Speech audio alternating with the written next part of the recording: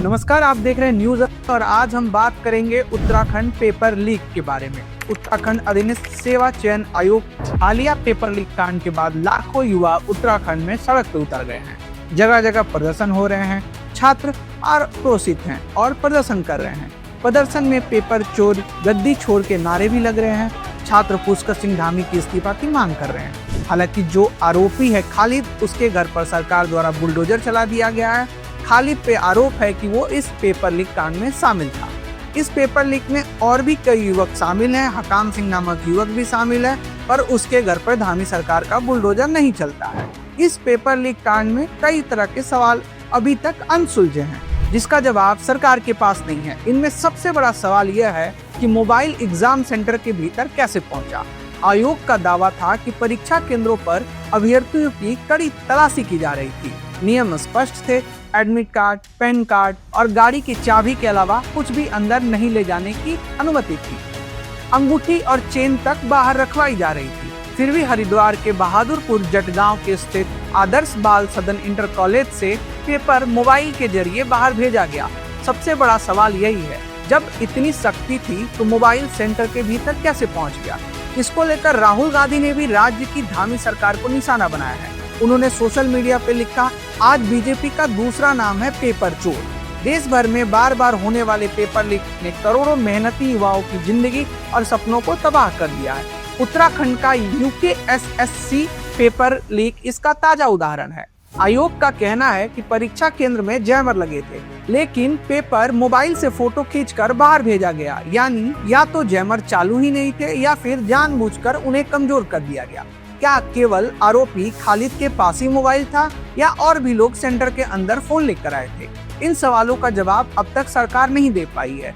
Centre duty पर तैनात दरोगा रोहित कुमार और सिपाही ब्रह्मदत्त जोशी को निलंबित कर दिया गया है, लेकिन असली राज अब भी बरकरार है। उत्तराखंड सरकार ने पेपर लीक केस की जांच के लिए एसआईटी बनाई है, लेकिन युवाओं का कहना है कि एसआईटी का रिकॉर्ड भरोसेमंद नहीं है। पिछले 9 बड़े मामलों में से 8 में तो दोषियों को सजा हुई और न ही जांच पूरी हुई। हरिद्वार कुंभ मेले के दौरान फर्जी कोविड टेस्ट मामले में भी एसआईटी किसी को सजा नहीं दिला पाई। देहरादून फर्जी रजिस्ट्री केस अब तक कोर्ट में अटका हुआ है। 500 करोड़ के छात्रवृत्ति घोटाले जो देहरादून में हुए थे, आरोपी अब तक गिरफ्तार नहीं हुए हैं और गिरफ्तार जो हुए वो जमानत पे छूट गए। वही NH-74 भूमि अधिग्रहण घोटाले के आरोप में लगे एसआईटी ने आरोपी नेताओं और आईएएस अधिकारियों को बचाने का काम किया। ये सब वहाँ के छात्रों का कहना है। हरिद्वार धर्म संसद में हेट स्पीच मामले में भी आरोपी बरी हो गए थे। 2022 के पेपर कांड लीक में मुख्य आरोपी हकाम सिंह कुछ समय जेल में रहा और बाद में जमानत पा गया। अब मौजूदा पेपर लीक में उसी हकाम सिंह का नाम फिर से आ रहा है। 15 लाख में पेपर बेचने का ऑडियो काफी वायरल हो चुका है। पेपर की तस्वीरें सबसे पहले टिहरी के असिस्टेंट प्रोफेसर सुमन के पास पहुंची थी। पूछताछ में सुमन ने बताया कि खालिद की एक बहन ने खुद को प्रतियोगिता परीक्षा की तैयारी कर अभ्यर्थी बताकर उनसे प्रश्नों के उत्तर मांगे थे। उसने खालिद को एक मीटिंग में व्यस्त बताया था। सुमन का कहना है कि उन्हें लगा कि खालिद की बहन तैयारी करी है, इसलिए उन्होंने फोटो के माध्यम से उत्तर उपलब्ध करा दिए, पर बाद में स्क्रीनशॉट में OMR सीट देखने पर उन्हें आशंका हुई कि पेपर बाहर आ रहा है। उन्होंने यह जानकारी उत्तराखंड बेरोजगार संघ के नेता बॉबी पवार को दी।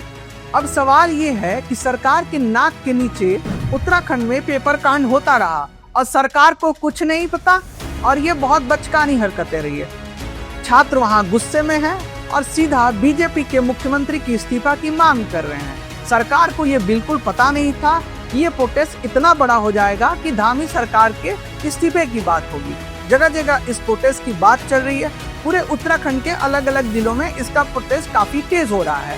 युवा सड़क पे बैठे हैं, धरना दे रहे हैं। युवा काफी परेशान है। इस देश में पेपर लीक कांड का मामला ऐसे ही आता रहता है। जब से भारतीय जनता पार्टी की सरकार आई है, तब से ये मामला काफी ज्यादा बढ़ गया है और युवा परेशान है। आज उत्तराखंड के देहरादून में प्रोटेस्ट चल रहा है और युवा अनिश्चितकालीन धरना पे बैठे हुए हैं और वहां धामी सरकार के इस्तीफे की मांग कर रही है।